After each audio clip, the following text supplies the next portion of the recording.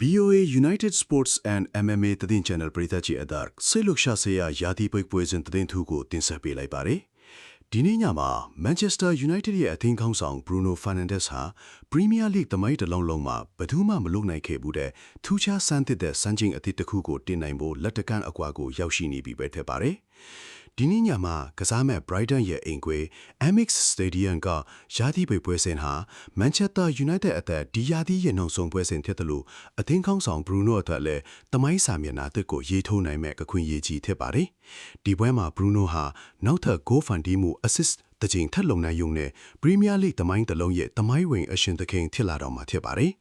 လက်ရှိအချိန်မှာသူဟာတရားသည့်အသွေးအသင်းဖော်ဒီဂိုးသွင်းနိုင်ဖို့အတွက်အထူးကွင်းလယ်ဖန်တီးရှင်အဖြစ် assist 20ချိန်အထိပြုလုပ်ပေးထားပြီးဖြစ်ပါတယ်။ဒီအရေးအတွက်ဟာအာဆင်နယ်ရဲ့ဂန်ဒန်တိုက်စစ်မှုကြီး Thierry Henry က2002-2003ရာသီမှာတင်ရှိခဲ့တဲ့စံချိန်ပြီးတော့ Man City ရဲ့ကွင်းလယ်ဖန်တီးရှင် Kevin De Bruyne က2019-2020ရာသီမှာတင်ရှိခဲ့တဲ့ Premier League သမိုင်းတစ်လုံးရဲ့တရားသည့် assist အများဆုံးစံချိန်တွေနဲ့တူညီနေတာလည်းဖြစ်ပါတယ်။ဒါကြောင့်ဒီနေ့ညပွဲစဉ်မှာ Bruno သာနောက်ထပ် assist ကကြိမ်ထပ်ပြီးလှုပ်ဆောင်နိုင်ခဲ့မယ်ဆိုရင်ဒီကစားသမားကြီးနှစ်ဦးကိုကြော်ဖြတ်ပြီး Premier League သမိုင်းတစ်လုံးမှာတရားသည့်အသွေး assist အများဆုံးပြုလုပ်နိုင်တဲ့အမြင့်ဆုံးစံချိန်ရှင်အဖြစ်တဦးတည်းသမိုင်းဝင်ရပ်တည်နိုင်တော့မှာဖြစ်ပါတယ်။အခုလိုသမိုင်းဝင်စံချိန်တင်နိုင်ချေရှိနေုံတင်မကပဲ Bruno Fernandes ဟာဒီရက်ပိုင်းအတွင်းမှာတင်တဦးချင်းဂုဏ်ထူးဆောင်စုကြီး၃စုအထိသိမ်းပိုက်ပြီးသူ့ရဲ့ကစားသမားဘဝအကောင်းဆုံးအချိန်တွေကိုဖျက်ဆီးနေတာဖြစ်ပါတယ်။သူပိုင်ဆိုင်ခဲ့တဲ့စုတွေကတော့ Man U အသင်းရဲ့ကနစ်တာအကောင်းဆုံးကစားသမားစုဖြစ်တဲ့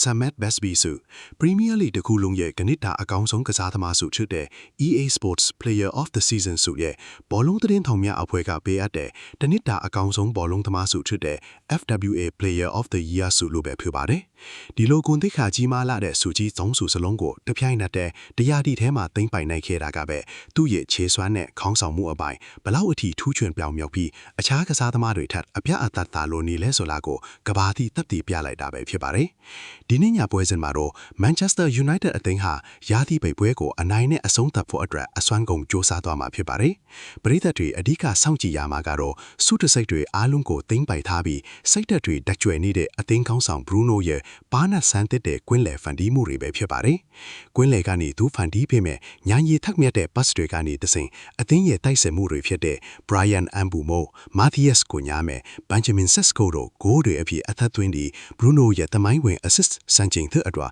ဝိုင်းဝန်းပံ့ပိုးပေးနိုင်မလားဆိုတာစိတ်လှုပ်ရှားစရာပါပဲ။ဒါကြောင့်ဘောလုံးပရိသတ်တွေအားလုံးဒီနေ့ညမှာ Bruno တယောက် Premier League သမိုင်းစာမျက်နှာသစ်ကိုမွေးဖွားပေးနိုင်မလားကန်းတွင်တွေကိုကြော်ဖြတ်ပြီးဘူးရင်တပါးထစ်လာမလားဆိုတာကို BOA United Sports and MMA ပရိသတ်ကြီးနဲ့အတူရင်ခွန်းစွာစောင့်မျှော်ကြည့်ရှုလိုက်ကြရအောင်ဗျာ။